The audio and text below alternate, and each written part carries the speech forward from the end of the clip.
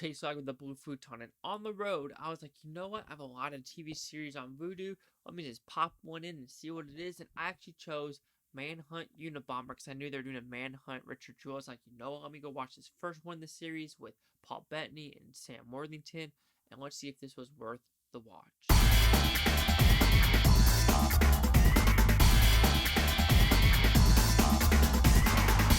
So Manhunt Unabomber, what's it about? Well, it's pretty simple. It's about the FBI going after the Unabomber, and there we go. That's all you need to know.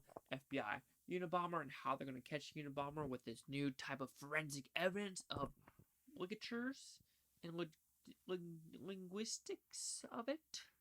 Of just, you know, eat cake and two, and oh, actually, you said it right, and that's right. And that's how the Unabomber gets caught. I mean, it's kind of in the 90s, so you should know how, or is it 80s? 80s and 90s, let's just say you should know the story. Let's put it that way. You should probably know the story before going into this. But holy cow, this movie or TV series was fantastic. This was on Discovery.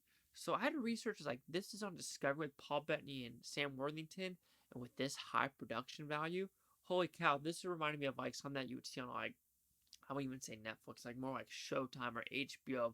The production quality is good, the writing's great, the acting's great. You're like, I'm intrigued with all 8 episodes. It's like binge, binge, binge. And I hate binging, but this one I'm like, well, I want to binge, I want to binge, I want to binge, I want to binge, because it's riveting. You understand what's happening with the FBI side, which I love how they take the FBI as dicks of like this new guy. He's like, hey, maybe you still look at it this way instead of your whole way. Like, no, you're wrong. We've had profiles. We had 300 profiles, and he's got to be a dumb person. That da-da-da. And the guy's like, nah, he's actually probably really smart. And now the Unabomber is like a Harvard graduate that taught at MIT and the University of Chicago or something like that, and having a bad childhood and stuff like that. Which that series does show that a little bit of. It's mostly Sam Worthington going into this story, but when you start getting to more and more of the character of who the Unabomber is, Paul Bettany does have his own episode. It was either like 6 or 7, and the 8 is kind of the final conclusion of what they should do together and how the Unabomber works and his actual beliefs, which his beliefs to me aren't crazy. It's kind of weird though, because at that time the Unabomber's beliefs of like how technology is ruining society, of how we're just basically we're nature. We are taking ourselves away from nature with all this technology. Like I said, this is the time when computers are brand new and everything like that. But the Unabomber's like, what we need to do is basically take rid of this technology, live in the nature, and just live by ourselves and just be free. That's his kind of beliefs, but he was also kind of crazy at the same time due to the fact of the MK Ultra project, which I did not know about, as well as just his whole thing of building bombs and doing his stuff, which he still thinks that's justifiable in life, and that's why he went guilty in his turn, because he says all of his lawyers and his brothers are like, you know what, you are crazy, you're going to be crazy, you can be free. But like, I'm not crazy, I believe in what I'm saying, and that's why he has a guilty plea. But overall, this show is well written, well acted, well produced, just well. It's such a strong show that I couldn't find very little flaws with this movie or TV show, because I was just intrigued from episode 1 to episode 8. And it's very interesting. The main character that Sam Worthington plays is like a consulting producer for this show, and he said it's about 80% positive of like what happens.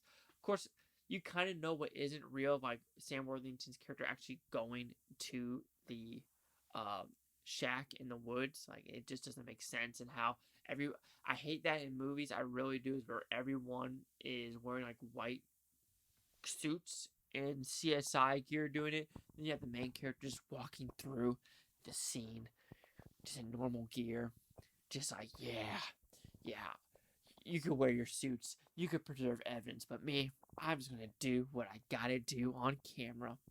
That bothers me a lot in movies, so that's the negative about it. It's just my pet peeve.